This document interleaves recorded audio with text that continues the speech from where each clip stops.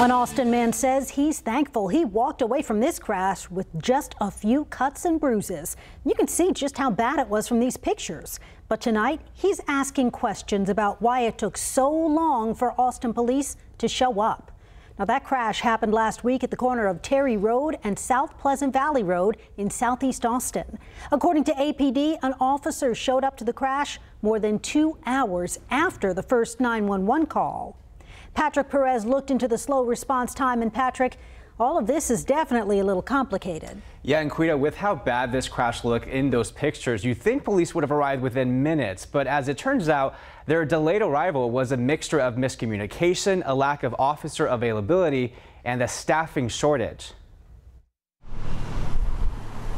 It was supposed to be just another drive to band rehearsal for Matt Lococo last Tuesday. I go through this intersection probably 3 times a week. But as he made his way through the intersection of Terry and South Pleasant Valley Roads in southeast Austin, this happened. Bam, got hit, and my car got kind of thrown onto the sidewalk, right in front of this gas station. Video that Lococo took moments after the crash shows just how bad it was. I'm just making sure this is well documented. But neither he nor the driver he says ran the stop sign were badly hurt. Because there was debris everywhere and one of the cars was blocking traffic, Lococo called 911 and asked for police. That was at 7:40 p.m. Police eventually arrived at 9:56, 2 hours and 16 minutes later. I know the police have a really difficult job. I respect their job.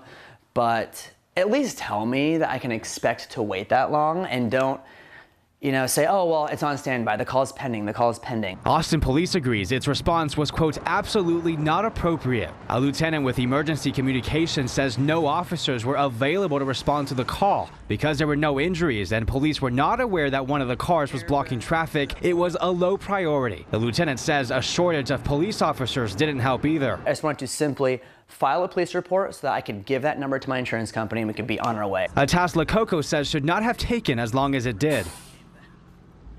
And if you find yourself in a crash, APD says the best thing you can do is to give them your exact location, tell them whether the cars can be moved and if anyone is hurt. With this information, dispatchers will help determine how soon an officer and other first responders should head out there. But of course, if you can move your car, make sure you do so. In the studio tonight, I'm Patrick Perez, KVUE News.